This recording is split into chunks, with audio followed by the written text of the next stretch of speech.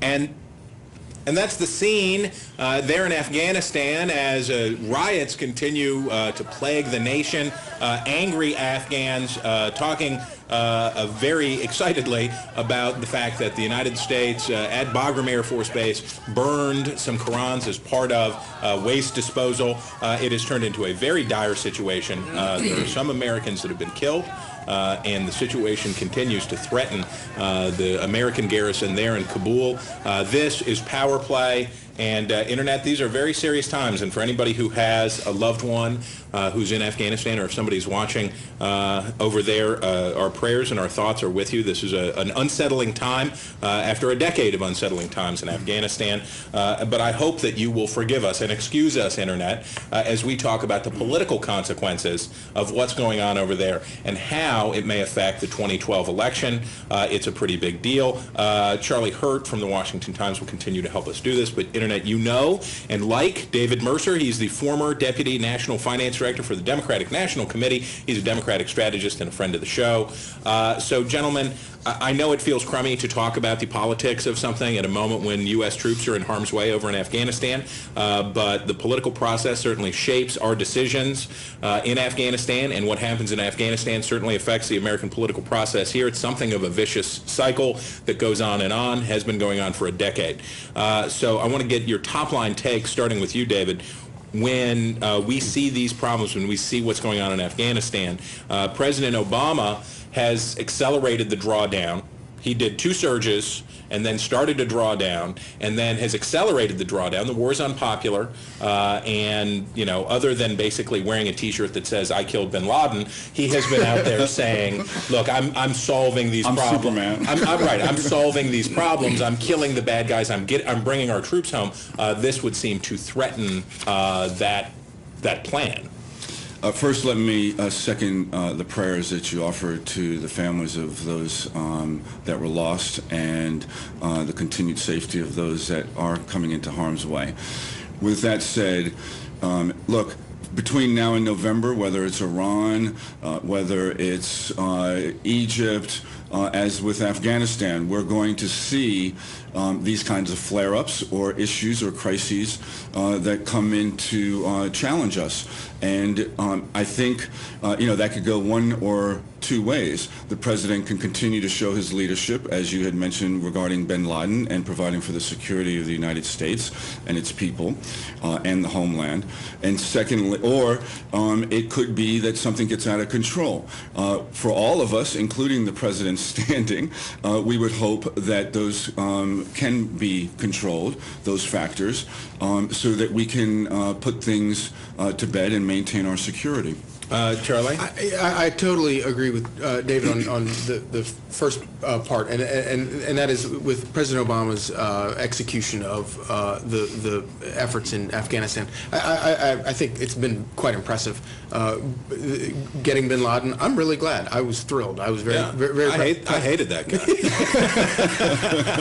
And then his ruthless, and this goes against what I think a lot of people in a lot of Democrats feel. His ruthless execution with these drones. Yeah, God help you if you're from New Mexico and overseas. He will smoke you. Yeah, and even where he has sort of pressed the envelope, such as the incident with the American citizen.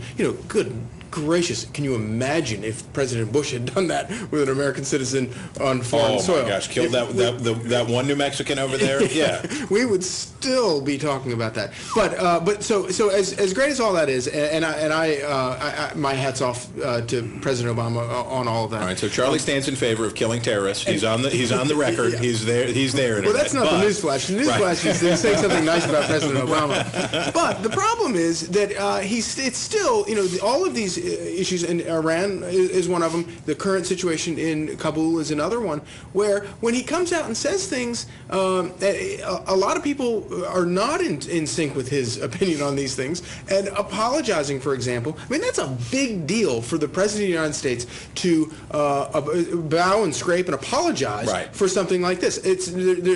Sure, there should have been some effort to ameliorate how upset this was. People were over this, but the idea of the President President of the United States going forward and apologizing about this as our people are getting killed over there. I think that so often he has a tin ear when it comes to these things, however well thought out maybe his policies are. And now apologies, if you're in this position of strength, apology isn't a political liability because you're seen as being magnanimous. But as we're trying to get out of Afghanistan, and we're basically asking permission from the mob to leave to a certain degree, what the president's saying is, I'm sorry that Private First Class Jones accidentally burnt these Qurans. I'm sorry, if you just quit rioting and pelting us with rocks, we will leave your country, I promise. Isn't that something that the Republicans, David, will continue to come back on if the retreat is not orderly from Afghanistan, if the situation continues? Because it doesn't look like in Iran, in Egypt, in Syria, in Afghanistan, that there are going to be very many happy endings certainly before we get to Election Day. Doesn't this open up a wide avenue of attack for Republicans? This incident is not going to chase us away. There's a mission. The ambassador to Afghanistan was on air all weekend saying that this is not going to chase us out of Afghanistan. That's point one. Secondly, but we are leaving, right? But that was already before this incident occurred, taking place, and was a part of their policy, or part of the Obama administration's policy. But going back to what Charlie said, and having a tin ear, and with regard to the Republican contenders for the nomination of the GOP, look, he may have a tin ear to some of us in the peanut gallery or among Republican candidates, but he does not have a tin ear when it comes to the generals that are calling back to the National Security Advisor to deliver the message to the president that we could stop some of this with an apology. However it may be read, it does play domestically indigenously to Afghanistan, to putting some temperament to the reaction and threat to our soldiers. And Charlie, viewer Scrappy Doo says, I don't get the big deal over his apology. Isn't it like the CEO of an organization taking responsibility? We're sorry about the Pintos. And move on. And we move on. Sure, except that what you're talking about here is, the high art of state diplomacy, where the president coming out and apologize. He doesn't apologize for every little thing that a rude American abroad that does something rude. I mean, it's a very send Secretary Clinton out, send whoever out. Right. But they've sent a lot of people as well. And going to the highest level possible.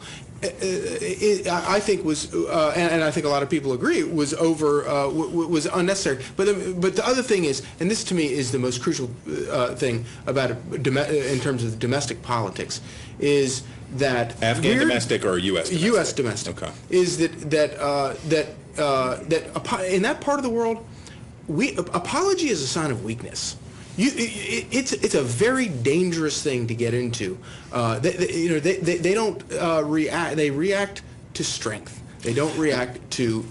I'll say this: that anybody that confuses that mixed message with seeing the demonstrated results of taking out Bin Laden and a lot of the Al Qaeda leaders, and wants to see this as a mixed message, I think will do so at their own peril when it comes to the issuance of American You better watch strength. out, because they got a drone for you too. They got a drone for you. David, we were so grateful you'd make time for us today. Always Thanks for fun, having me. always great. Appreciate your insights.